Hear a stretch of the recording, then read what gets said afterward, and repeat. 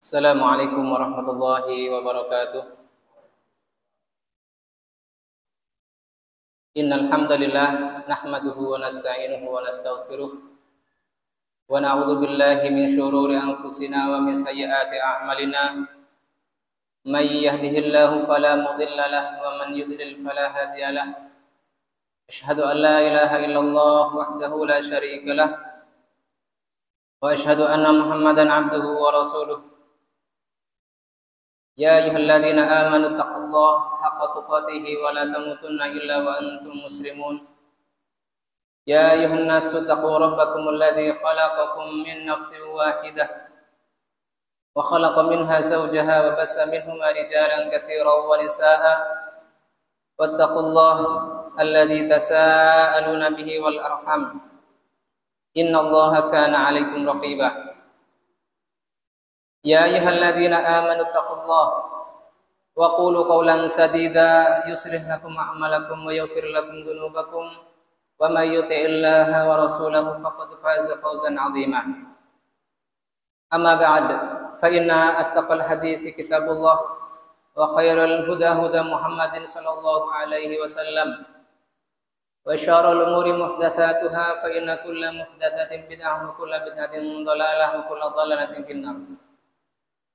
Jamaah Masjid Muhammad Ramadan, Bapak dan Ibu semuanya, rahimani wa rahimakumullah. Semoga Allah Subhanahu wa taala merahmati saya yang duduk di depan antum dan juga antum semuanya, amin. Alhamdulillah, pada malam hari ini kita kembali dipertemukan oleh Allah Subhanahu wa taala. Fala haula wala quwata illa billah. Tiada daya dan upaya melainkan semata-mata atas karunia dari Allah Subhanahu wa taala. Insyaallah pada malam hari ini kita akan membacakan beberapa hadis dari Umdatul Ahkam Sughra. Saya akan bacakan hadisnya terlebih dahulu di awal, lalu akan masuk pada syarahnya satu persatu biidznillah taala. Hadis yang belum sempat kita bacakan pada pekan sebelumnya yaitu hadis ke-89.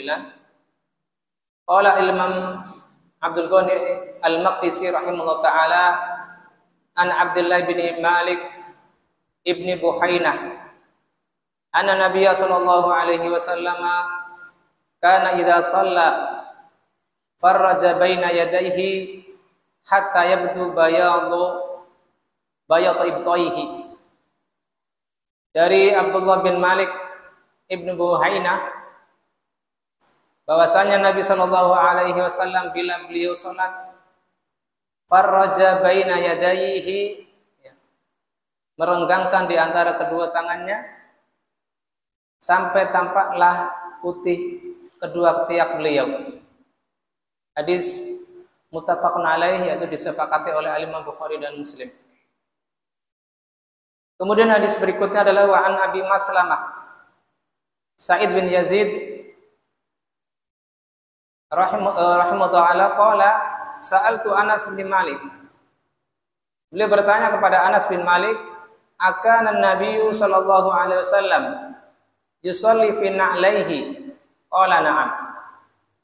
Apakah dahulu Nabi sallallahu alaihi wasallam salat dengan kedua sandal beliau? Maka dijawab oleh Anas bin Malik, na'am. Hadis ini muttafaqun alaih. Dan insyaallah hadis ketiga dari Umdatul Ahkam Sughra adalah dari Abi Qatadah Al-Ansari anna Rasulullah sallallahu alaihi wasallam kana yusalli wa huwa hamilu Umamah binta Zainab binti Rasulullah sallallahu alaihi wasallam.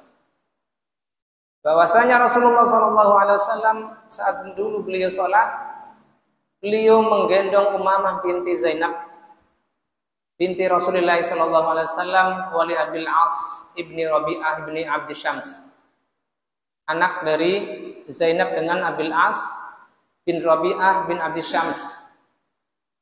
Fa idza sajada wada'aha, apabila beliau sujud maka beliau meletakkan Umamah. Wa idza qama hamalaha, apabila beliau berdiri kembali maka beliau menggendong kembali. Hadis ini muttafaqun alaih, yaitu disepakati oleh Al-Imam Bukhari dan Muslim, yakni dikeluarkan oleh keduanya.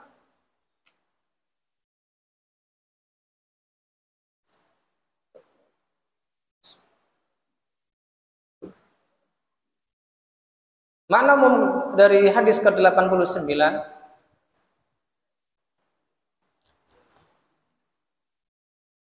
adalah Nabi Shallallahu Alaihi Wasallam sholat penuh dengan semangat dan penuh rasa roghbah, yaitu penuh keinginan, penuh rasa cinta terhadap gerakan sholat tersebut.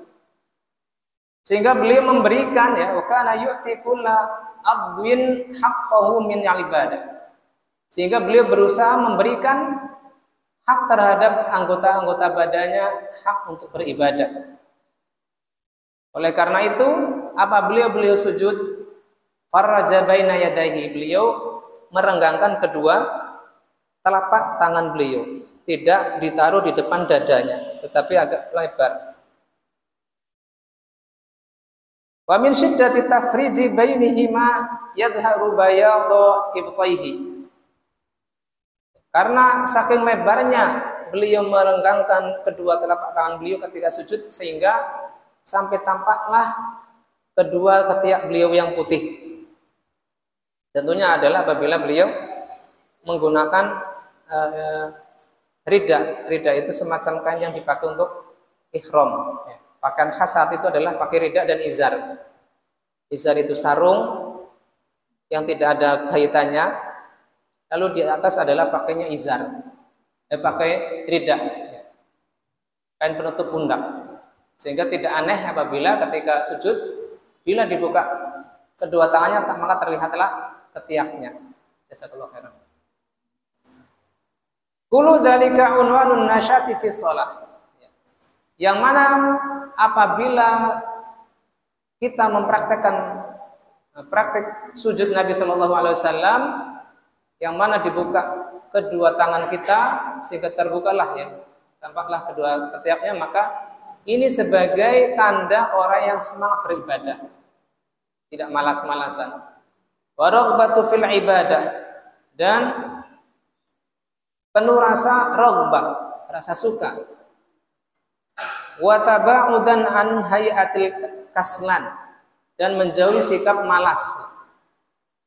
Alladzi yadumu ba'dhu a'dha'ihi ila ba'd, yang mana tanda orang yang malas adalah dia mendekatkan satu anggota dengan anggota yang lain, saling merapatkan. Ibarat orang Jawa itu mengkerut, ya. Dadanya dekat sama apa ini? Pahanya. Terus adutnya, lengan atasnya dekat dengan rusuknya, tulang rusuk dan seterusnya. Ini adalah tanda orang yang malas dalam beribadah. Fayuzilu an ba'dha ana al-ibadah. Sehingga apabila kita praktekkan tata cara sujud seperti ini, maka sebagian anggota akan kepayahan, maksudnya akan merasakan maksimalnya kita bersujud, ya. Tidak hanya yang menekan pada anggota sujud hanya dahi kita saja, tetapi tangan juga menekan, kaki juga menekan. Ini makna global dari hadis ini. Kita sedikit berkenalan dengan siapa Abdullah bin Malik bin Buhainah, yang mana beliau adalah dari sahabat Nabi Sallallahu Alaihi Wasallam. Bapaknya adalah Malik bin Al-Kish. Al-Kish dengan mengkasrahkan qaf dan mensukunkan huruf shin, Al-Kish. Adapun Buhainah adalah ibunya. Buhainah adalah ibunya. Sehingga Abdullah bin Malik ini dinisbatkan kepada ibunya, dan ini tidak masalah.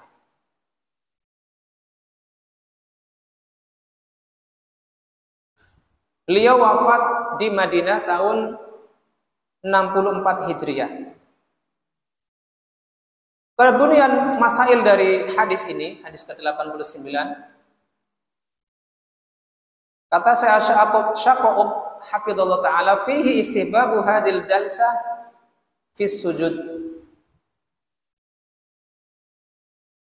wa hiya an yujafi adudaihi an janbaihi. Ini kurang tepat mungkin ya, istihbabu hadil jalsah. Jalsah itu kan duduk ya.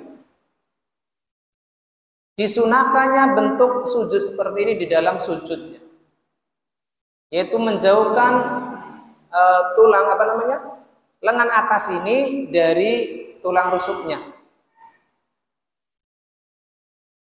Wa alam annal jalsatu mustahabba fi sujud hiya mashtamalat ala umur. Dan sunahnya membentuk kaifiyah sujud ini bila terpenuhi atas beberapa hal. Yang pertama adalah an yujafiya adudaihi an jambaihi li hadal hadis. Yang pertama adalah menjauhkan lengan atas dari tulang rusuknya sebagaimana hadis yang dijelaskan pada malam hari ini, yaitu merenggangkan lengan atas ya, dari tulang rusuk kita sebagaimana kaifiyah Nabi sallallahu alaihi wasallam ketika sujud sampai terlihatlah kedua ketiak beliau. Ini kaifiyah pertama. Yang kedua, yujafi batnahu an fakhidaihi, menjauhkan perut dari paha, dari dua paha. Berdasarkan hadis Anas secara marfu, kata Nabi sallallahu alaihi wasallam, "I'tadilu fis sujudi wa la yabsut dhira'ihi kal kalb." Insyaallah pada hadis ke terakhir ya 92 afwan. Hadis ke 92 insyaallah, semoga waktunya cukup. I'tadilu fis sujud. Bersikaplah i'tidal di dalam sujud, yaitu sujud sebagaimana kaifiyah syariat yang menjelaskannya. Dan jangan menghamparkan kedua lengan, yaitu lengan bawah ketika sujud seperti terhamparnya tangan anjing. Di sini disebutkan bahwasanya i'tidal di antaranya adalah menjauhkan lengan bawah dari lantai agar tidak menyerupai menderumnya anjing. Kata Syekh Saqaub hafizallahu taala, wa min al-i'tidali fi sujudi alla yamtadda fi sujudihi wa la yanḍammu wa yankamish bihaitsu yaj'alu babnahu ala faqidaihi bal ya'tadil. Di antara bentuk i'tidal ketika sujud adalah tidak yamtaddu, ya, tidak menggabungkan anggota-anggota badannya ketika sujud dengan mendekatkan perut ke kedua paha. Tetapi hendaknya i'tidal. I'tidal itu sesuai dengan siap kalamnya ya. I'tidal ketika habis ruku adalah berdiri, yaitu meluruskan apa? Meluruskan kepala dengan tulang punggung. Begitu pula i'tidal ketika ruku, yaitu dengan meluruskan kepala dengan tulang punggung. Tetapi ketika sujud tentu berbeda makna i'tidalnya, yaitu mempraktekkan sujud sebagaimana yang dijelaskan dalam hadis. Itu yang kedua. Yang pertama tadi apa? Menjauhkan lengan atas dari tulang rusuk. Yang kedua adalah menjauhkan perut dari pahanya, jadi agak ke depan sedikit, jangan terlalu dekat. Yang ketiga, yufarriqu baina rukbatayhi, tidak menggabungkan dua lututnya, jadi jangan terlalu ngincut, tetapi agak direnggangkan sedikit. Itu dua lutut kita ketika sujud. Berdasarkan hadis Abi Humaid As-Sa'idi, wa idza sajada farraja baina fakhidaihi. Apabila Nabi sallallahu alaihi wasallam sujud, beliau merenggangkan kedua pahanya. Ghairu hamilin batnahu ala syai'in min fakhidaihi. Sehingga perutnya tidak tertahan oleh kedua pahanya. Ya, jadi agak majuan sedikit, tetapi jangan terlalu maju ya, nanti akan kesusahan kita, akan menjumpai masyaqqah, kesulitan. Tetapi agak dijauhkan sedikit sehingga seperti membentuk sudut 45 derajat. Paha kita tegak ke atas dan punggung kita membentuk sudut 45 derajat ke arah depan. Tidak terlalu runcing ke atas.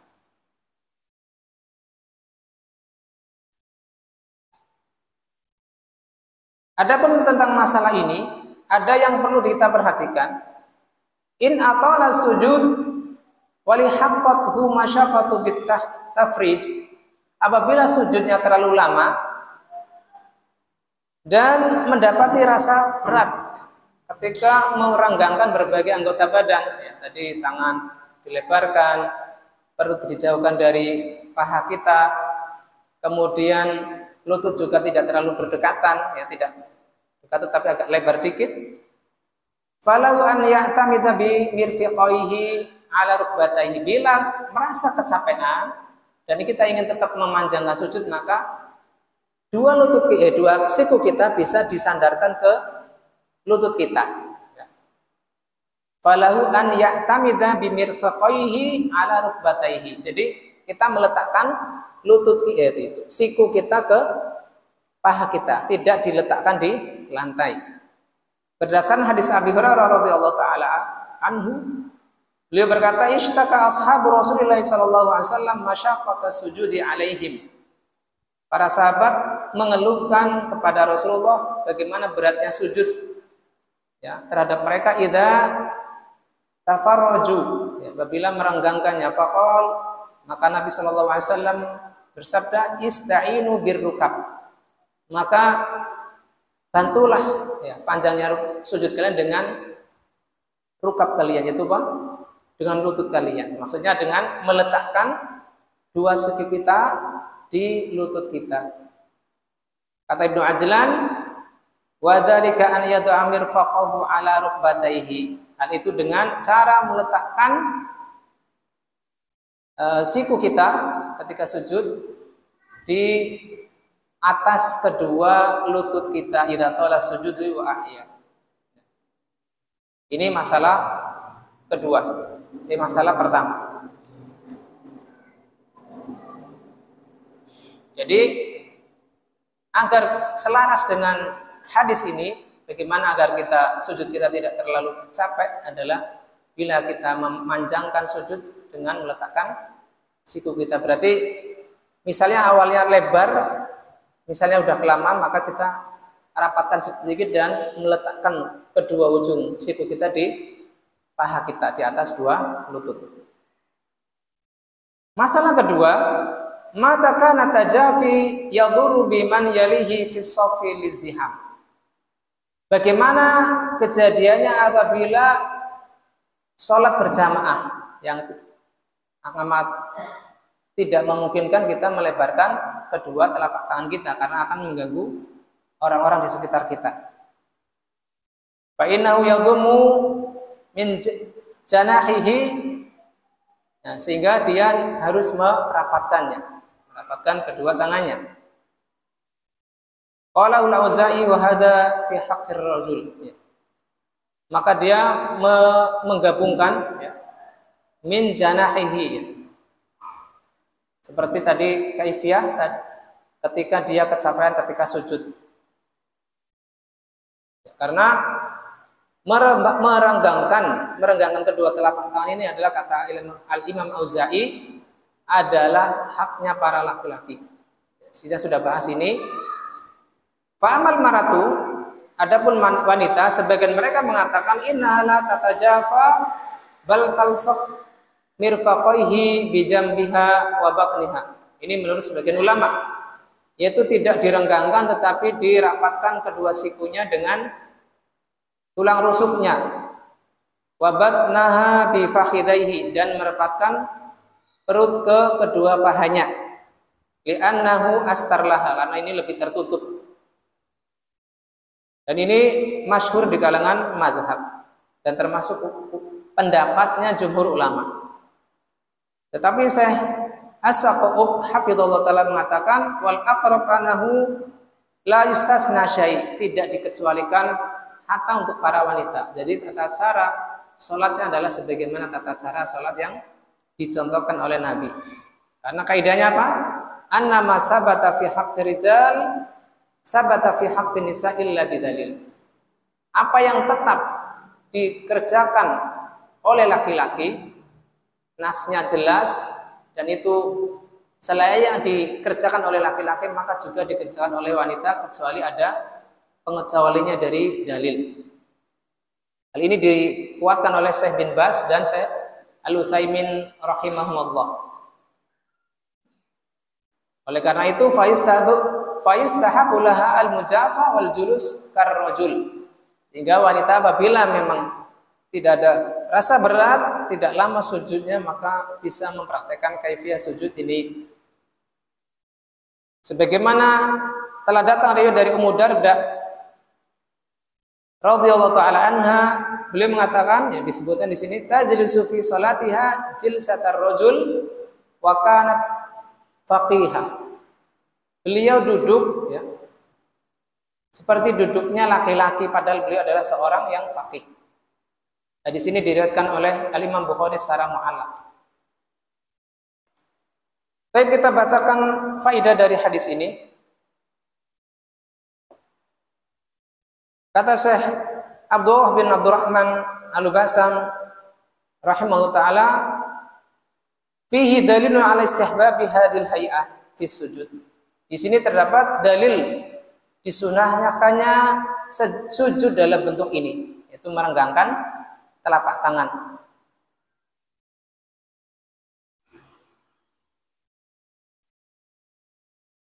Waqad takhassasa dzalika fi sujudi bima akhrajahu Muslim fi hadisil Bara' bin yarfa'uhu. Hal ini sebagaimana datang dari hadis Al-Bara' bin Azib yang beliau merofakkannya kepada Nabi. Itu ucapan tersebut dinisbatkan kepada Rasulullah sallallahu alaihi wasallam, "Idza sajadta fadha' kafaika warfa' mirfaqaika." Apabila engkau sujud, maka letakkanlah kedua telapak tanganmu dan angkatlah sikumu. Jadi sama sekali tidak boleh ditaruh atau diletakkan di lantai atau di sajadah. Siku kita tidak boleh diletakkan di lantai. Wa huwa fi hadisil bab mutlaq. Dan pada hadis ini, ada bab ini adalah dia menerangkan secara mutlak, walakinnahu fi hadal hadis muqayyad. Akan tetapi pada hadis ini ada koidnya, ada ketentuannya. Fa yuhmalul mutlaq wal muqayyad wa yahtassu tafrij bi halis sujud. Maka di sini dikhususkan tafrij, yaitu merenggangkan kedua telapak tangan ketika sujud. Faedah kedua, pada gerakan sujud dengan kaifiyah tersebut terdapat hikmah yang banyak. Di antaranya adalah izharun nasyati war raghbah fi shalah, menampakkan sikap tekun, sikap rajin, ya, semangat di dalam salat. Faedah pertama atau hikmah pertama. Yang kedua adalah idza kana tamada ala kulli a'dha'i sujudi akhadha kullu 'adwin haqqahu minal ibadah.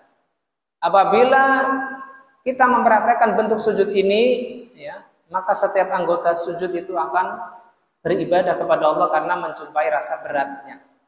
Berbeda apabila kita sujudnya saling menggabungkan anggota satu dengan yang lain, maka yang menekan itu hanya mungkin dari kita saja, atau bahkan tidak ada yang menekan sama sekali karena saking santainya. Maka di situ tidak ada rasa berat dari asar ibadah kita. Adapun faidah tadi sudah saya sebutkan dari kitab Al-Ihkam, maka kita lewati ya. Karena hadis yang mengkhususkannya adalah hadis mursal, dan hadis mursal adalah salah satu bagian dari hadis yang lemah. Idza sajadtuma fadhamma ba'dal lahmi ila ba'din. Ini sudah kita bahas pada beberapa pekan yang lalu. Yang mana di sini adalah hadis yang lemah yang dijadikan sandaran oleh para fuqaha, tetapi kita tidak dapat menerimanya karena tidak valid atau tidak sabit dari Rasulullah sallallahu alaihi wasallam. Kita masuk pada hadis ke-90. Qala al-Imam Abdul Ghani rahimahullah taala an Abi Maslamah Sa'id bin Yazid qala sa'altu Anas ibn Malik radhiyallahu an akana Nabi sallallahu alaihi wasallam yusalli fi na'laihi qala na'am. Apakah Nabi sallallahu alaihi wasallam salat dengan kedua sandal beliau? Maka beliau menjawab na'am, kata Anas bin Malik. Faedah dari hadis ini, yang pertama adalah istihbabus sholati fin na'lain. Disunahkannya sholat dengan menggunakan dua sandal, dengan memakai dua sandal. Ya, tatkala Nabi sallallahu alaihi wasallam mempraktekannya, maka ini bentuk bagian dari sunnah. Yang kedua, jawazu dukhulil masjid bihima. Boleh masuk masjid dengan kedua sandal. Ba'da tandhifihima minal aqdhari wal anjas. Setelah dipastikannya bersih dari kotoran dan najis. Yang ketiga, anna ghalabatad dhann fi najasatihima la tukhrijahuma min asli at-taharati fihima. Berat sangkaan seseorang bahwasanya sandalnya membawa najis itu tidak mengeluarkannya dari asal kesucian sandal itu. Selama belum dapat dibuktikan kalau di sandalnya itu ada najis, maka persangkanya tidak dapat menggantikan asal dari kesucian sandal tersebut. Faidah, kata Syekh Abdullah bin Abdurrahman Al-Basam, as-salatu fin ni'al wa dukhulil masjid fihi ma asbat mas'alatan mushkilah. Salat dengan menggunakan sandal, apalagi masuk ke masjid dengan menggunakan sandal adalah saat ini apa? Menjadi masalah besar. Fa sunnatu Nabi sallallahu alaihi wasallam sharihatun bi jawazi dzalika bila bal istihbabihi. Sunnah Nabi jelas menjelaskan kebolehan seseorang sholat menggunakan dua sandalnya, bahkan dinyatakan kesunahannya. Wa annahu minas sunnati allati yanbaghi al-muhafadzati 'alaiha. Ya, bahwasanya menggunakan dua sandal ketika sholat adalah hendaknya dijaga dalam prakteknya. Tentunya ini akan dibahas secara mendalam insyaallah. Faqad qala sallallahu alaihi wasallam, dan beliau bersabda pada hadis yang diriwayatkan oleh Abu Dawud dari Sa'ad bin Aus, khaliful yahuda fa innahum la yusalluna fi ni'alihim wala khifafihim. Selisihlah orang Yahudi karena mereka sholat tidak menggunakan sandal dan tidak pula dengan khuf mereka atau sepatu mereka. Dan beliau juga bersabda pada hadis yang diriwayatkan oleh Abu Dawud juga dari Abu Sa'id Al-Khudri, kata beliau, idza jaa ahadukumul masjida falyanzur. Bila salah seorang dari kalian masuk masjid atau mendatangi masjid, maka hendaknya melihat. Fa in ra'a fi na'laihi qadaran aw adan falyamsahhu. Bila dia melihat pada kedua sandalnya kotoran atau najis, maka hendaknya dia menggosoknya. Wal yusalli fihima. Setelah digosok, maka hendaknya dia sholat dengan keduanya. Dan hadis-hadis yang lain yang sahih lagi sharih tentang disyariatkan sholat dengan menggunakan dua sandal yang bersih dari najis dan kotoran. Amal amatu wa ba'dul muta'assibina min talabatil ilmi fayujadilunaka fi dzalik. Adapun orang umum dan sebagian orang yang fanatik dari kalangan penuntut ilmu, mereka akan mendebatmu tentang hal ini. Mungkin termasuk kita yang mendebat ya mungkin. Karena ini perkara yang sangat asing ya, terutama di negeri kita. Kalau di Makkah Madinah mungkin ya Pak Reno mungkin melihat ya, di sini kayak sangat. Wa yarawna anna ihya ahadits sunnah minal kaba'ir. Masyaallah. Mereka memandang bahwasanya menghidupkan sunnah ini termasuk dosa besar, khusus masalah ini. Allati la yasqutu 'alaiha, yang mana mereka tidak dapat diam darinya.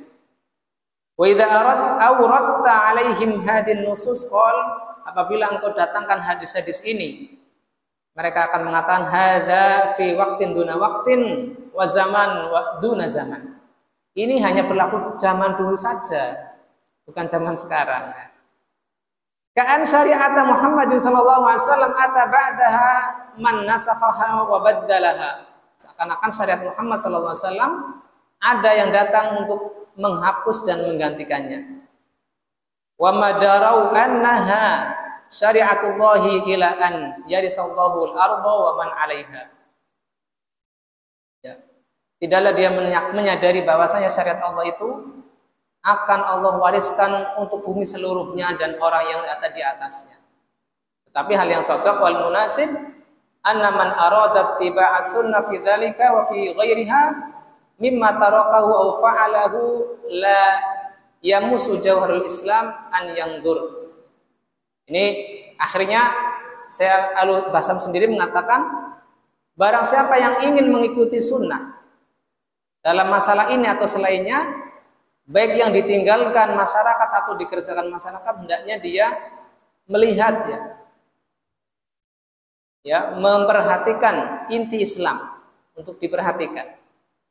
Fa in kana fa'alahu aw tarakahu yusabbibu fitnah wa syarran akbaru min maslahati fal yura'ul masalih.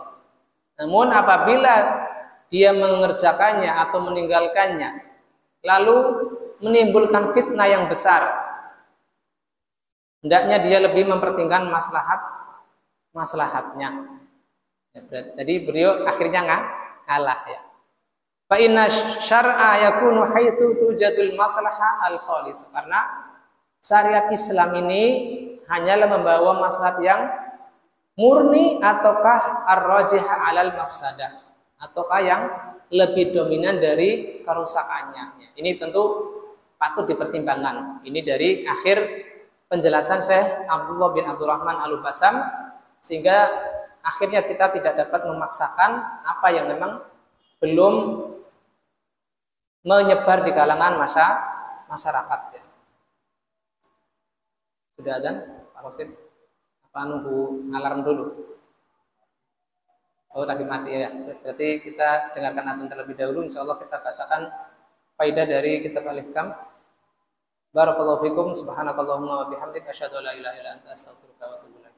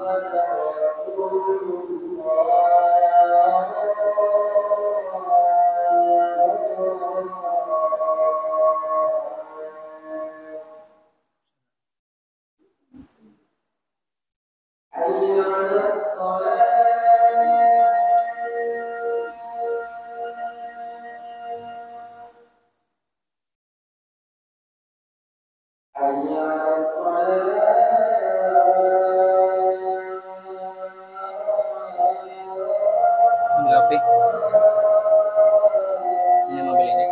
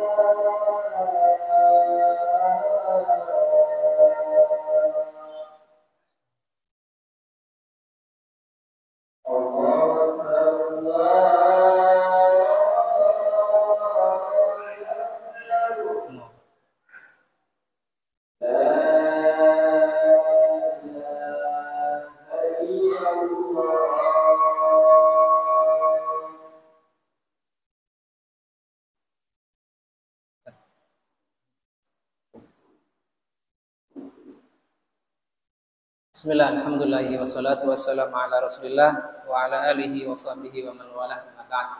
Ya, sebelum saya lanjutkan ke pembahasan, kesimpulannya sama, tetap sama. Jadi apabila tadi sujudnya ingin lama, maka posisi tangan yang tadinya dilebarkan, maka bisa kita mendekat ke paha kita.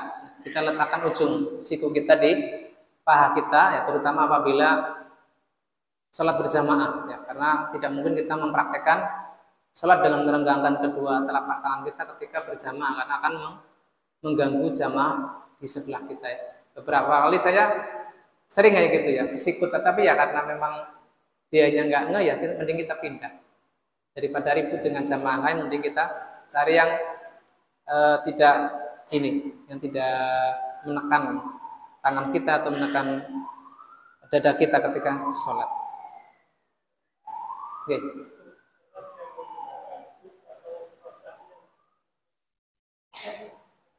Oke. Pertanyaan apa, Pak?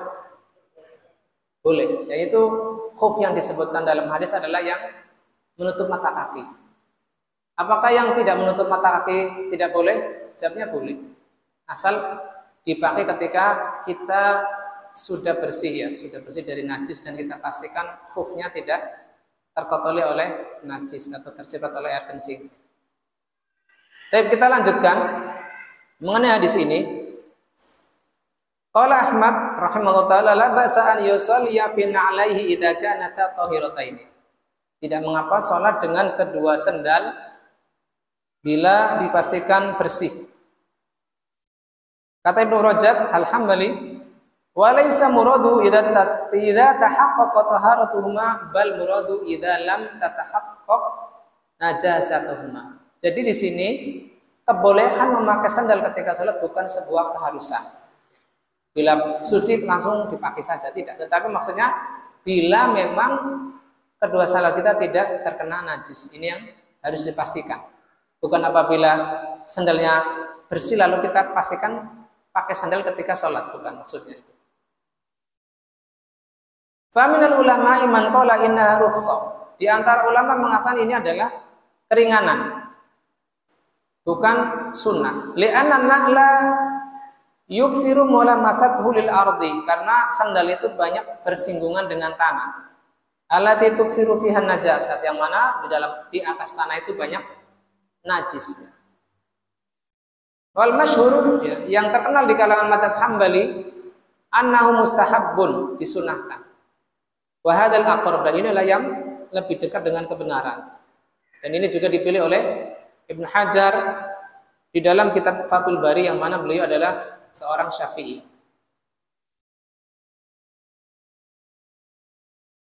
Dalam hadis Sa'ad bin Auf tadi yang sudah bacakan, khaliful yahuda fa innahum la yusalluna fi ni'alihim wa la khifafihim. Fa fi dzalika tahqiqul mukhalafah.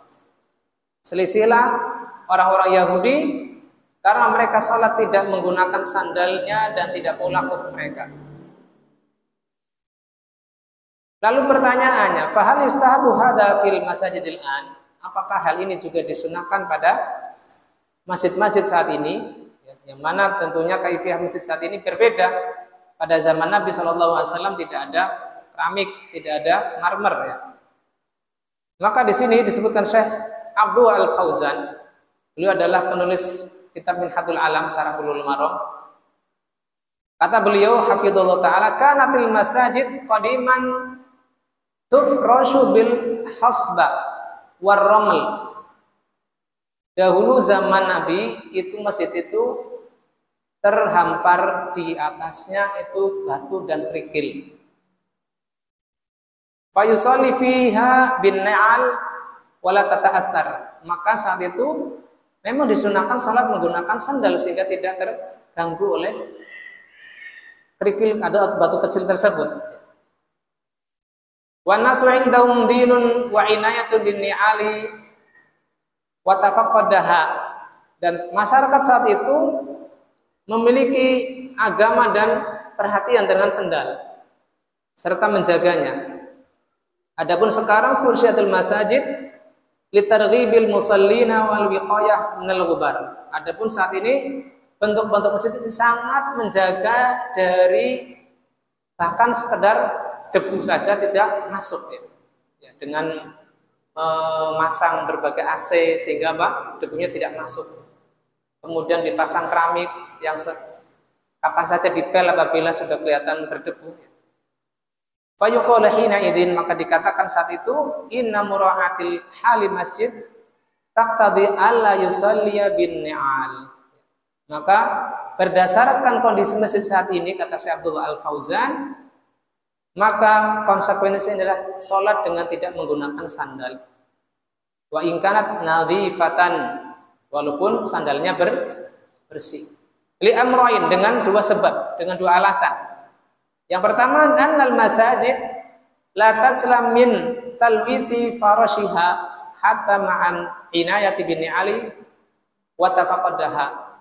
Bahwasanya masjid ini tidak selamat dari kotoran sendal, ya, tergores mungkin karena mungkin haknya itu agak keras ya. Li'annal farsh syari'atut ta'assur bil launi war raihah. Karena perabotan masjid ya, terutama keramiknya itu cepat kotor apabila digores oleh benda-benda yang keras. Wa tabi'atu syawari tusaidu ala talmisi hatta ma'a taharatin na'al. Dan tabiat jalan-jalan saat ini itu membantu cepatnya kotor pada perabotan masjid walaupun sandalnya suci dari kotoran binatang atau kotoran yang lain. Oleh karena itu Ibnu Abidin mengatakan idza khasya talwis farsal masjid biha yanbaghi adami sholati fin ni'al. Kata Ibnu Abidin dalam Hasyah Ibnu Abidin, apabila khawatir masjid itu terkotori ya, terutama perabotan masjid terkotori dengan kedua sandal tersebut, maka hendaknya tidak sholat menggunakan sandal wa in kana tahira, walaupun sandalnya bersih. Kemudian yang kedua, alasan yang kedua, annal ghalib 'alan nasi al-ghaflah 'anil inayati bi ni'alihim. Umumnya masyarakat itu tidak mempedulikan ya, abai memperhatikan sandalnya itu bersih atau tidak. Hina yadkhulunal masjid, ketika masuk masjid. Ini alasan yang menguatkan apabila kita mempraktekkan sunnah ini saat ini adalah mungkin secara perhitungan maslahat dan madarat lebih banyak mudaratnya. Tetapi apabila misalnya pakainya khuf ya, yang pakai sepatu tanpa hak itu ya seperti kaos kaki, maka bisa dipraktekkan karena memang dipastikan kebersihannya. Fa in qila, bila dikatakan ala yadulul hadisi ala wujubi sholati bin ni'al, bukankah hadis khaliful yahud, selisilah orang-orang Yahudi, menunjukkan bahwasanya wajib sholat dengan sandal? Li'annahu ja'alal illah fihi mukhalafatal yahud, karena alasannya adalah untuk menyelisih Yahudi, apalagi di situ ada perintah dari Nabi, maka jawabannya adalah annahu warada ma yasrifu dzalik. Maka terdapat hadis lain yang memalingkan pengertian wajib pada hadis ini, yaitu hadis Abu Hurairah Dari Nabi Shallallahu Alaihi Wasallam, "Idza shalla ahadukum fa khala na'laihi, fala yu'dhi bihi ma ahada." Bila salah seorang kalian sholat, lalu melepas sandalnya, maka hendaknya sandal tersebut tidak mengganggu seorang pun ketika dia sholat. Dia ja'alahuma baina rijlaihi. Entah dia meletakkan di antara dua kakinya, yaitu diletakkan di tengah. Au yusalli fihima, atau kalau tidak bisa diletakkan di tengah karena letaknya sempit, maka dia pakai saja sandal tersebut. Sehingga di sini tidak ada pengingkaran dari Rasulullah SAW orang yang sholat dengan melepas sandal. Sehingga kata-kata khaliful yaud di sini adalah bermakna sunnah, bukan wajib sholat dengan menggunakan sandal. Wallahu ta'ala alam. Sehingga insya Allah clear ya, tidak ada masalah ketika kita sholat tidak memakai sandal, kecuali dalam kondisi-kondisi khusus yang memang apabila kita tidak memakai sandal ketika sholat maka kita terganggu, ya, misalnya ada kerikil dan lain sebagainya, terutama mungkin ketika sholat id ya, di lapangan. Kita lanjutkan sedikit faedah dari Umdatul Ahkam Kubro. Ya.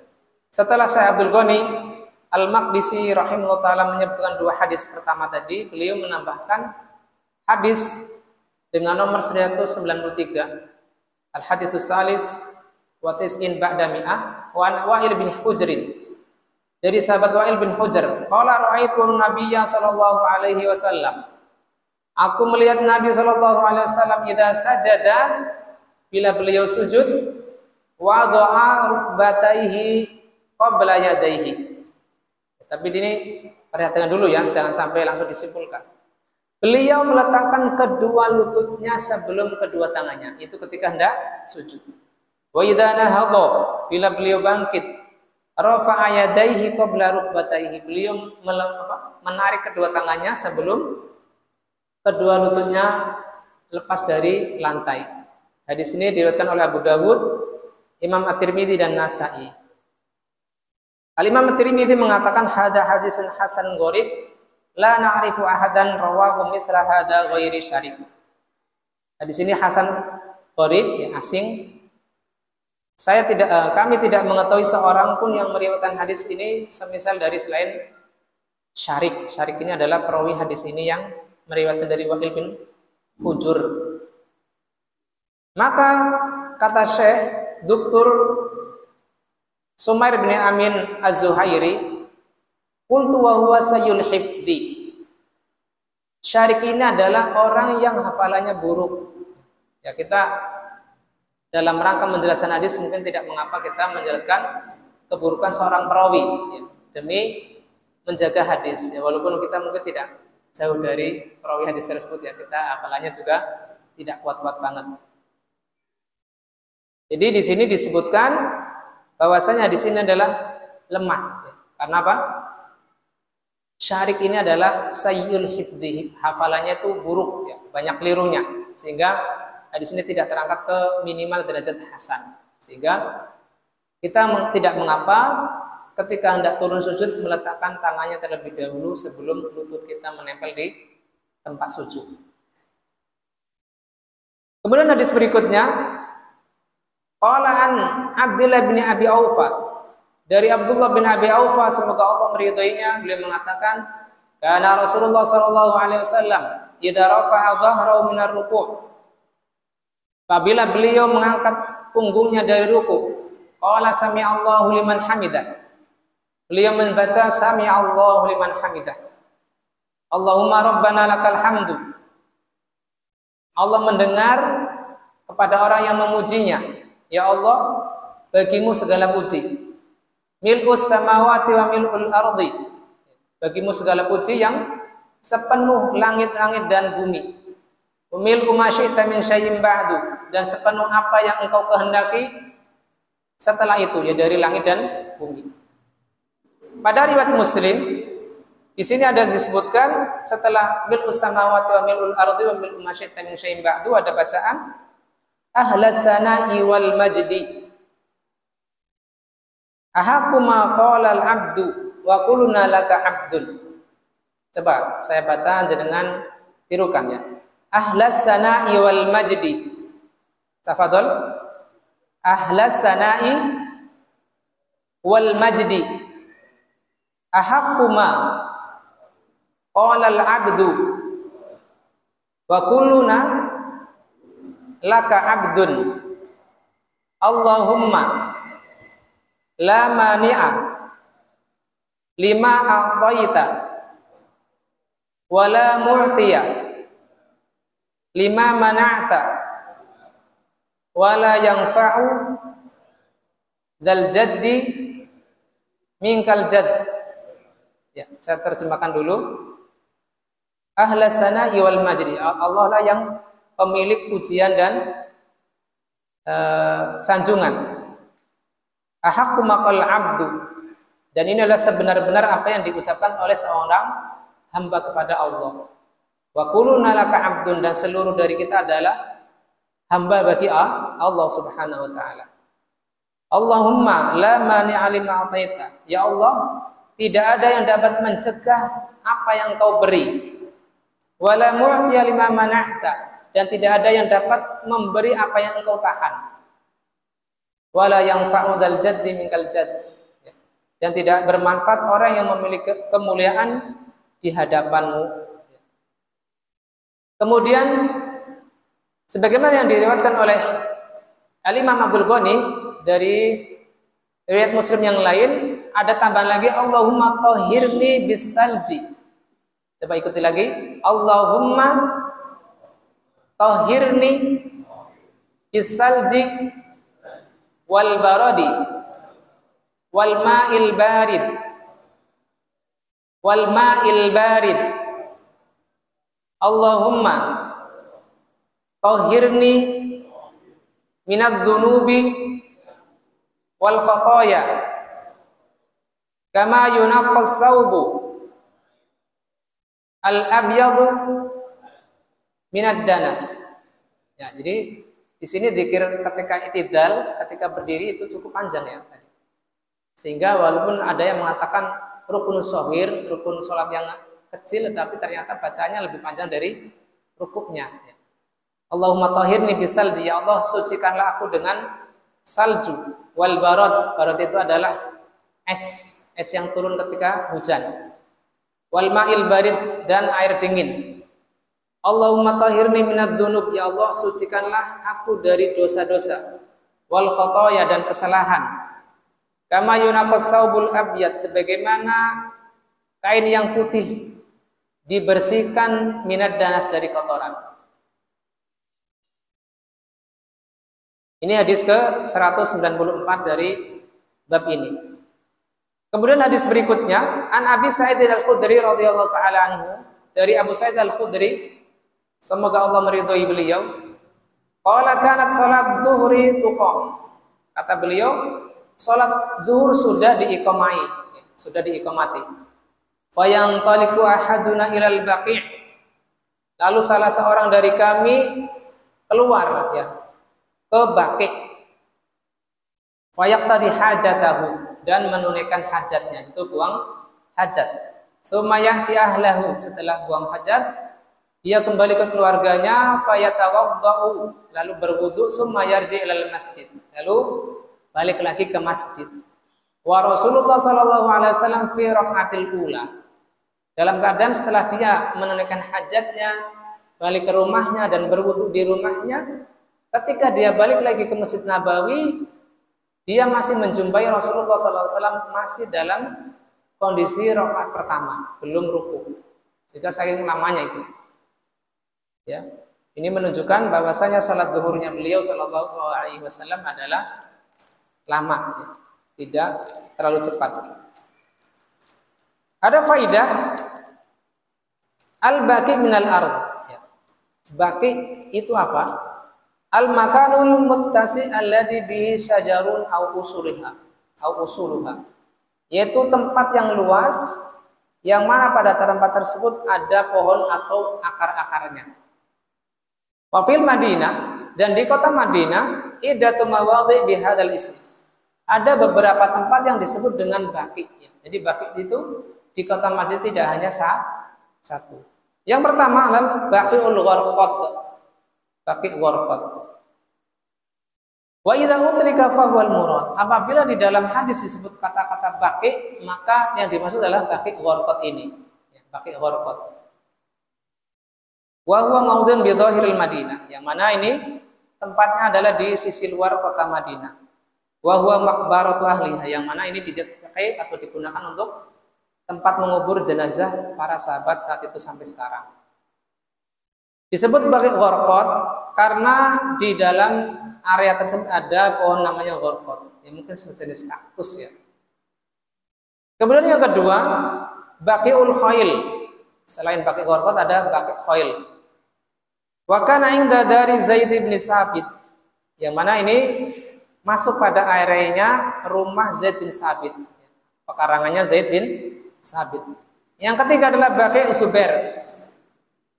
Baqi Zubair juga terdapat di Madinah. Kana fihi daurun wa manazil, yang mana di dalam Baqi Zubair ini terdapat bangunan dan rumah. Kemudian yang keempat adalah Baqiul Khobah. Baqi Khobah adalah maudhi'u binawahil Madinah. Ya.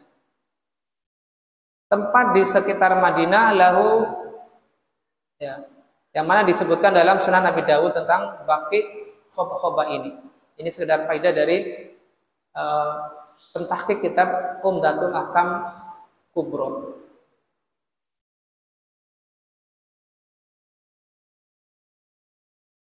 Kemudian hadis ke-196, ya, sebelum kita masuk ke hadis ke-91, dari Sa'id bin Jubair dari Anas bin Malik, beliau mengatakan masalah itu wara'a hadin ba'da Rasulullah sallallahu alaihi wasallam asbah salatan bi Rasulullah sallallahu alaihi wasallam min hadal fata. Tidaklah aku salat di belakang seorang pun setelah Rasulullah, kata Anas sallallahu alaihi wasallam. Ya, silakan berselawat ya. Kita perbanyak salawat, ini kesempatan emas untuk kita perbanyak salawat ketika duduk di majelis hadis. Asbah salatan bi Rasulillah, yang mana salatnya mirip dengan Rasulullah sallallahu alaihi wasallam. Selain dari pemuda ini, beliau memaksudnya adalah Umar bin Abdul Aziz. Qala fahazarna fi ruku'ihi 10 tasbihat. Kami memperkirakan rukunya Umar bin Abdul Aziz ini dengan membaca 10 kali tasbih. Wa fi sujudihi 10 tasbihat. Begitu pula ketika sujud, kami memperkirakan Umar bin Abdul Aziz ini membaca 10 kali tasbih. Di sini riwayat Abu Dawud dan Nasa'i, tetapi dinyatakan dhaif oleh pentahqiq kitab Umdatul Ahkam ini, karena di dalamnya ada Wahab bin Manus dan dia majhul. Tapi di sini terdapat faidah bahwasanya tidak mengapa kita membaca tasbih lebih dari tiga kali. Karena memang tidak ada batasannya. Apalagi apabila kita ingin memperpanjang sujud kita, maka tentu kita harus mengulang-ulang sehingga tasbih kita atau sujud kita lama. Kemudian kita masuk pada hadis ke-91.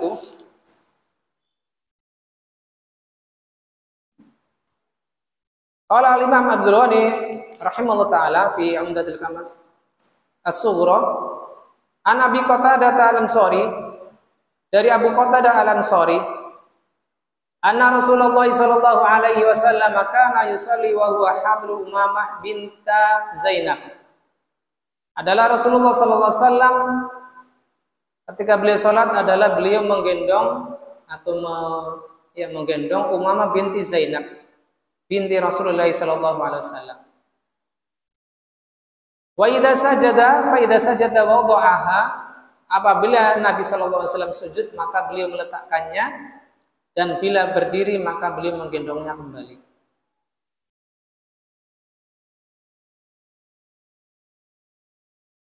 Sabda beliau kana yusalli, terdapat dalam riwayat Muslim, ma yufidu anna salatul fardhu. Di sini adalah salat fardu yang dikerjakan oleh Nabi sallallahu alaihi wasallam, bukan salat sunnah. Dan beliau saat itu mengimami manusia.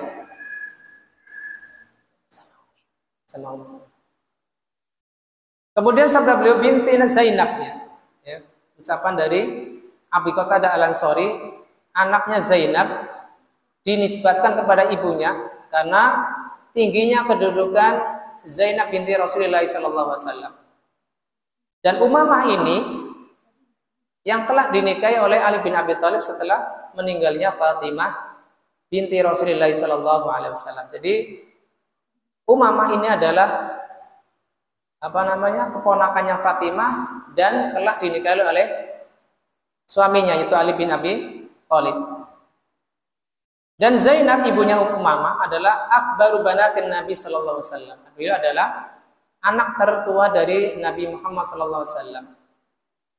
Abul As adalah suaminya, sempat tertawan di perang Badar bersama kaum musyrik. Lalu dikunjungi oleh Zainab, tetapi disyaratkan oleh Nabi sallallahu alaihi wasallam agar mengembalikan Zainab. Lalu pada kali yang lain Abul As ini tertawan pada kali yang lain dan ditengok kembali oleh Zainab.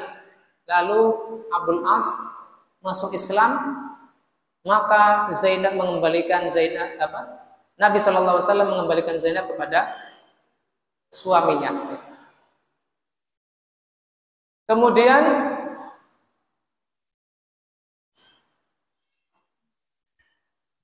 faidahnya, masail dari hadis ini, yang pertama adalah anna man shalla wa huwa hamilun adamiyyan aw hayawanan tahiran fa salatuhu shahihah. Siapa yang sholat dalam keadaan menggendong anak kecil atau mungkin menggendong binatang yang suci, maka sholatnya sah. Tidak ada perbedaan apakah sholat tersebut sholat wajib ataukah sholat sunnah. Karena di sini tidak menentukan kondisinya secara umum, secara terkhusus.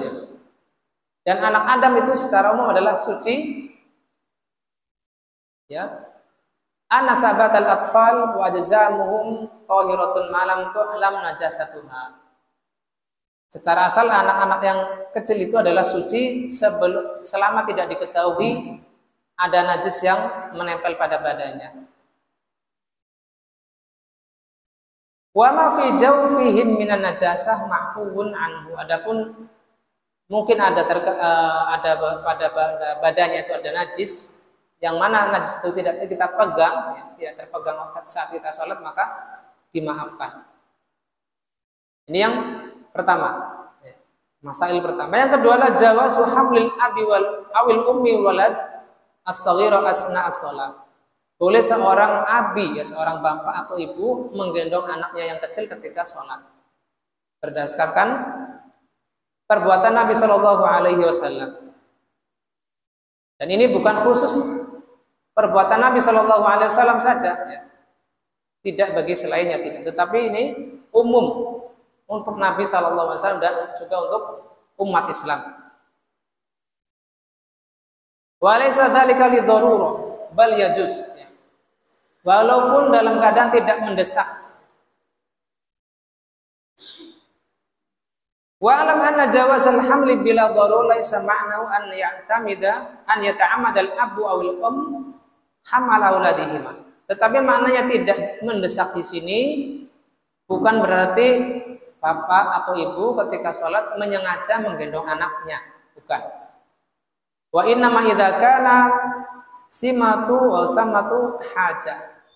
Menggendong anaknya itu ketika dibutuhkan. Jadi misalnya memang anaknya diletakkan tidak menangis, tidak mengganggu jamaah yang lain, maka kita biarkan, kita lepaskan. Tetapi apabila ditaruh lalu mengganggu yang lain, mungkin ribut sesama anak-anak, maka anak-anak seusia itu yang bisa kita gendong, maka kita gendong. Ini maknanya. Karena apa? Sholat tanpa menggendong anak adalah lebih sempurna. Yang ketiga, annal harakata fi sholati bimisli hadza la yubtiluha. Gerakan salat ketika berdiri anak digendong, ketika mau sujud anaknya ditaruh kembali, maka ini tidak membatalkan salat. Para ulama menyebutkan bahwasanya gerakan di dalam salat idza kanat min ghairi jinsi salat, apabila gerakan tersebut bukan bagian dari salat, tubtiluha idza tawafarat syurutun salasa. Bila gerakan tersebut bukan termasuk bagian dari sholat, dapat membatalkan sholat dengan syarat 3. Yang pertama adalah al-itolah. Gerakan yang di luar sholat itu gerakannya banyak atau panjang. Bagaimana ukuran panjang atau pendeknya? Ukurannya adalah haddal kasir huwa annaka idza nadarta lil musalli. Apabila kita melihat orang yang sedang sholat, lalu orang tersebut banyak bergerak, yukhayyu ilaika annahu laisa fi sholat. Tergambar pada kita orang yang lagi sholat tersebut sebenarnya tidak lagi sholat. Misalnya dia sholat sambil mungkin mainan pulpen, mainan HP, mungkin lagi ketak-ketik. Walaupun tidak banyak gerak, tetapi ini kayaknya nggak sholat ini. Kita tergambar, terhayalkan kalau orang itu sedang tidak sholat. Itu ukuran panjang atau pendeknya. Kemudian yang kedua, an yakuna li ghairi darurah. Gerakan tersebut bukan saat itu dibutuhkan atau mendesaknya. Adapun apabila gerakan tersebut termasuk hal yang mendesak untuk dilakukan, maka dimaafkan dan tidak membatalkan sholat. Walaupun gerakannya banyak. Misal darurat adalah ketika dalam keadaan takut. Misalnya lagi sholat ada gempa, lalu dia menyingkir dari tempatnya dia berdiri sehingga dimungkinkan tidak terjatuh dengan material masjid yang akan roboh. Maka dia bisa melanjutkan kembali sholatnya tanpa memulai dari awal. Walaupun banyak bergerak, mungkin berlari ke samping atau ke kanan dan seterusnya. Contoh lain, wal harbu min aduwin aw sabuk. Takut dari cengkraman musuh, terkaman musuh atau binatang buas. Atau lawihtaja liqatli hayyatin atathu fi shalah, atau dia kedatangan ular lalu dia butuh untuk membunuh ular tersebut sehingga dia tidak terserang oleh ular tersebut, maka gerakannya itu tidak membatalkan sholat dan dia bisa melanjutkan sholatnya sampai selesai setelah selesai dari urusannya. Walaupun gerakannya cukup banyak, maka karena gerakannya adalah gerakan yang darurat, yang mendesak untuk dilakukan, maka jangan sampai kita memutus sholat kita lalu memulai dari awal lagi, tidak. Tetapi kita tinggal melanjutkan saja sholat kita. Ini syarat kedua. Syarat ketiga adalah antakunal harakatu mutawaliyah. Gerakan tersebut tadi panjang, kemudian mendesak. Ternyata di sini panjang tidak mendesak. Ternyata juga dilakukan secara berturut-turut, maka ini batal sholatnya. Adapun apabila tidak berturut-turut tetapi mutafariqah, terpisah antara satu gerakan dengan gerakan yang lain, maka tidak membatalkan sholat. Sebagaimana Nabi SAW mengambil Umamah ketika hendak berdiri, lalu digendong, lalu dia bersedap seperti biasa, ditaruh di pundaknya. Lalu ketika ruku atau sujud beliau meletakkan kembali. Maka ini gerakannya terpisah dengan satu rukun, yaitu rukun berdiri.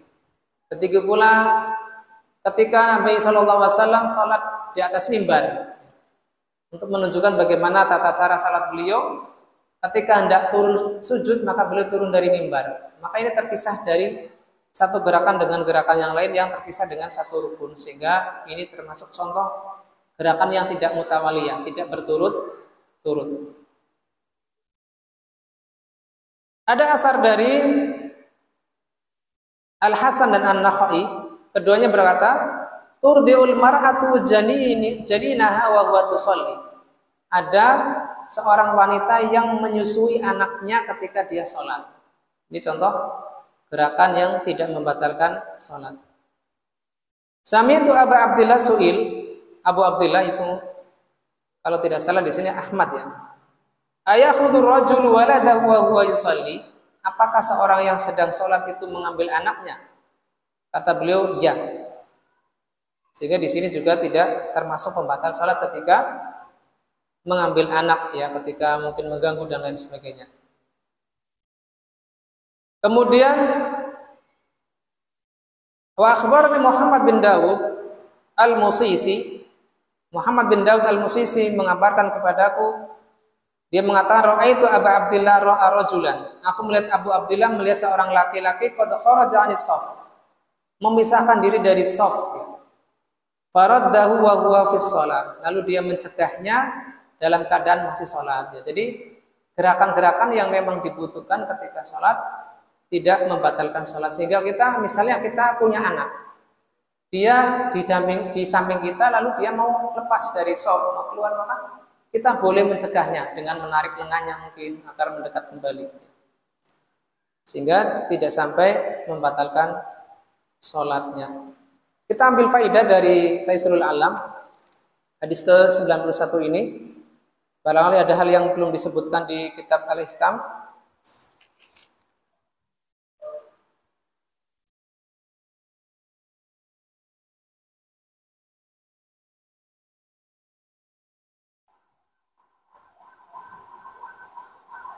Di sini disebutkan ikhtilaf ulama. Awrad Ibnu Daqiq Al-Id.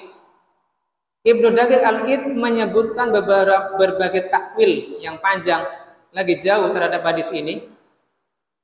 Di antaranya bahwasanya hadis Umamah ini ada di nasakh atau dihapus hukumnya. Atau beliau juga menyebutkan adanya klaim khususiyah bagi Nabi.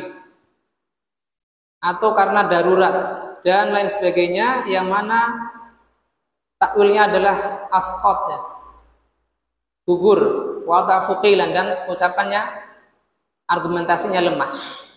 Dan ini dibantah oleh Al-Qurtubi rahimahullah taala, wa qad ikhtalafa al-ulama fi ta'wil hadzal hadis walladhi ajwa ahwajuhum ila dzalika annahu amalun katsir. Para ulama berbeda pendapat tentang ta'wil hadis ini, yang mana dibutuhkan kepada gerakan yang banyak. Maka Al-Imam Nawawi setelah memasuki pada takwil-takwil ini, beliau mengatakan faqulu dzalika da'awa batilah mardudah. Kata Imam Nawawi rahimahullah taala, semua ini adalah klaim-klaim yang batil, lagi tertolak. La dalila 'alaiha, tidak ada dalil atas ucapan mereka. Jadi di sini Imam Nawawi tetap meyakini bahwasanya hadis ini dapat diamalkan oleh umat Islam, bukan terhapus hukumnya ataukah khususnya bagi Nabi Shallallahu Alaihi Wasallam. Kemudian faidah dari hadis ke-91 ini, jawazu misli hadil harakah fi salatil fardhu wa nafilah. Bolehnya melakukan gerakan, ya, semisal mengangkat bayi dan menurunkannya pada saat fardu maupun sholat sunnah, baik oleh imam, makmum atau orang yang bersendiri ketika sholat, walau bila darurah ilaiha, walaupun tidak darurat. Kalau dalam fikih itu ada kata-kata darurat, ada hajat, ya minimal ada hajat untuk gerakan tersebut. Tetapi apabila tidak ada hajat, tentunya lebih baik kita tinggalkan. Yang kedua, jawazu mulamasati wa hamlin man tadunnu najasatuhu. Bolehnya mengusap atau menggendong yang disangka di situ ada najisnya, itu anak yang mungkin ada najisnya. Taghliban lil asal, dengan apa? Meyakini kepada asal kesuciannya. Walaupun kita menyangka di situ anaknya itu mungkin sudah kencing, apalagi pakai pampers, tentunya lebih aman, maka tidak mengapa kita gendong, selama tidak kita pastikan kain yang dia pakai itu sudah ada air kencingnya mungkin. Maka kita, kalau kita pastikan tidak ada najis yang menempel pada tangan kita, maka tidak mengapa untuk digendong. Tetapi apabila kita yakini di situ sudah basah mungkin, ya, maka kita tidak boleh mengangkat dan menggendongnya ketika kita sholat. Kemudian faidah ketiga adalah tawadhu'un Nabi sallallahu alaihi wasallam wa lutfi khulqihi wa rahmatihi, yaitu rendah hatinya Rasulullah sallallahu alaihi wasallam dan rasa kasih sayangnya beliau kepada anak-anak. Di sini ada tambahan, sebagian ulama membagi gerakan-gerakan pada sholat ada 4 pembagian. Yang pertama adalah yahrumu wa yubtilu sholah. Gerakan tersebut haram dan membatalkan sholat, yaitu wa huwal kasirul mutawali li ghairi darurah. Gerakannya banyak, berturut-turut, dan tidak ada kedaruratan atau mendesak ketika sholat, itu gerakan di luar sholat. Maka ini adalah bisa haram, ya, berdosa kita menggerakkan badan kita dan dapat membatalkan sholat. Gerakan kedua, yukrahu fi sholat, dimakruhkan ketika sholat dan tidak membatalkannya. Wa huwal yasiru li ghairi hajah, gerakan yang ringan tetapi tidak kita butuhkan ketika sholat. Misalnya kita memakai arloji ketika sholat, kita melihat sedikit, ya, ke arah jamnya kita tanpa ada hajat, maka itu adalah makruh, tetapi tidak sampai membatalkan sholat. Kal abas al yasir, seperti sedikit gerakan disiap dengan baju kita atau badan kita, karena ini menafikan kekhusyuan sholat yang dituntut dalam sholat. Yang ketiga, al harakatul mubahah, gerakan yang mubah, yang boleh. Wa hiyal yasira lil hajah, gerakannya sedikit dan dibutuhkan. Maka ini barangkali adalah yang dilakukan oleh Nabi Shallallahu Alaihi Wasallam ketika menggendong anak kecil, ataupun ketika beliau naik dan turun dari mimbar ketika sholat,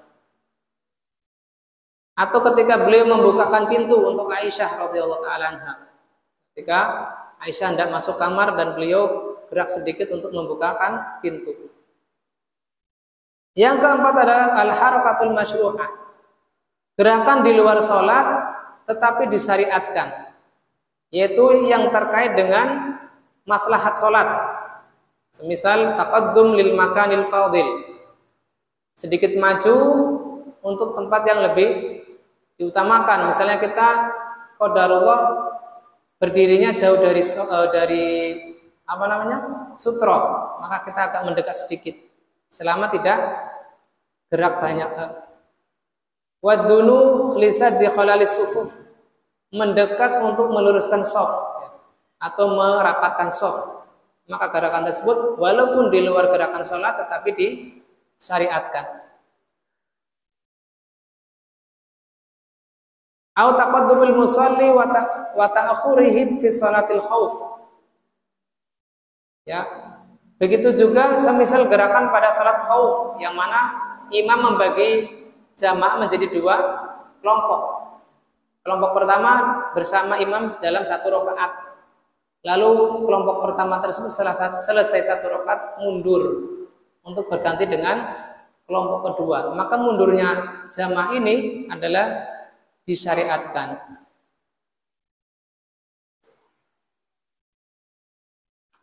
Ya, kita selesaikan hadis ke-92 karena cukup sedikit, agar pekan depan kita bisa membahas bab baru insyaallah taala. Hadis ke-92, Al-Imam Abdul Ghani Al-Maqdisi mengatakan rahimahullah taala, An Anas bin Malik radhiyallahu anhu anin Nabi sallallahu alaihi wasallam qala, dari Anas bin Malik, semoga Allah meridhoinya, dari Nabi sallallahu alaihi wasallam beliau bersabda, "I'tadilu fis sujud, wa la yabsut ahadukum dhira'aihi in bisaqal qalbi." Janganlah salah seorang kalian menghamparkan kedua lengan bawahnya seperti terhamparnya anjing.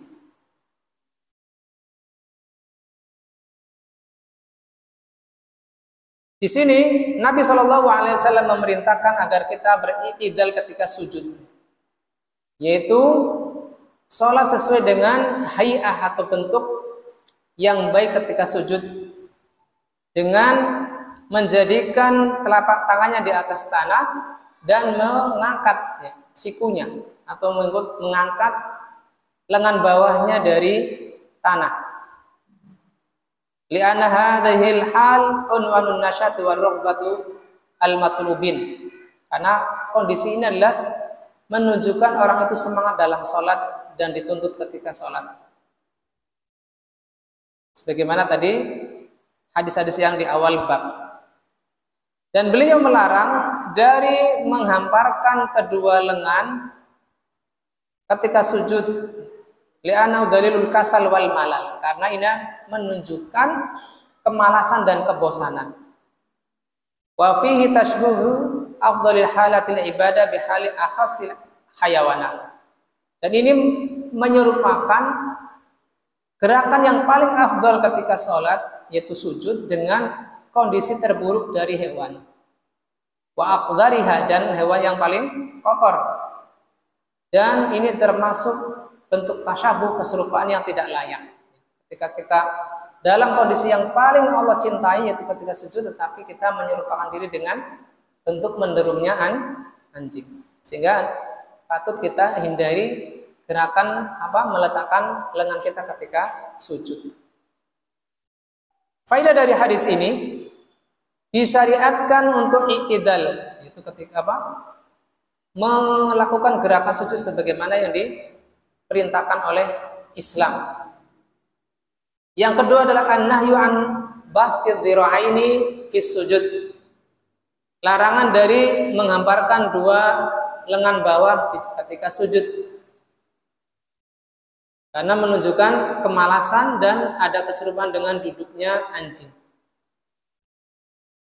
Yang ketiga adalah yukhadhu minhu aidan karahatu musyabahatil hayawanat. Diambil dari hadis ini juga tentang makruhnya menyerupai binatang, khususnya ketika ibadah.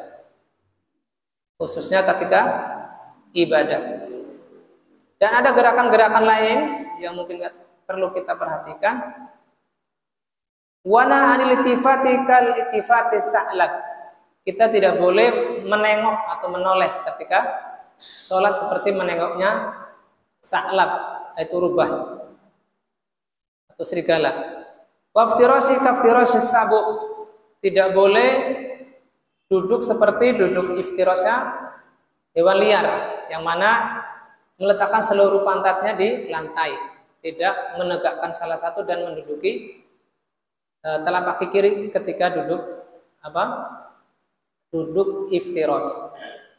Wa iqa'u kalbi, ini juga sama ya, tidak boleh iftiras ketika sujud dan duduk iqa'. Sudah saya jelaskan, ada 3 bentuk iqa' yang menurut mazhab Hambali termasuk iqa' yang makruh. Salah satunya adalah meletakkan seluruh pantat ketika duduk di antara 2 sujud. Wa naqar kana qaril ghurab, mematuk ya.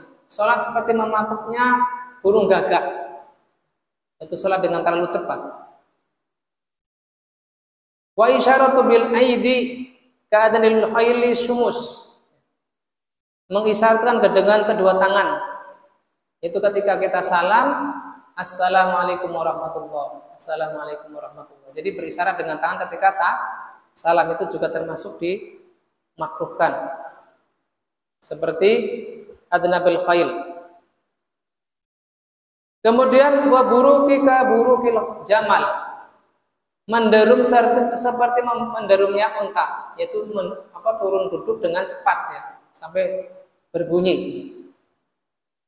Ya, entah itu kita mendahulukan 2 lutut kita ataukah mendahulukan kedua tangan kita ke arah sujud. Bila turunnya terlalu cepat sehingga berdebruk gitu ya, itu adalah seperti menderumnya unta. Dan lain-lain sebagainya yang dari sifat-sifat khas binatang, hendaknya kita tidak menyerupakan diri dengan perilaku binatang tersebut ketika sholat. Wallahu ta'ala alam. Mungkin ini saja bisa kita bawakan. Kurang lebihnya mohon maaf. Apakah barangkali ada tanya jawab, saya persilakan. Mungkin 1 saja ya, karena sudah melewati 7:30. Bila ada. Tidak ada. Baik, bila tidak ada pertanyaan, maka saya cukupkan majelis kita. Kita tutup dengan doa kafaratul majelis. Subhanakallahumma wa bihamdik asyhadu an la ilaha illa anta astaghfiruka wa atubu ilaik. Assalamualaikum warahmatullahi wabarakatuh.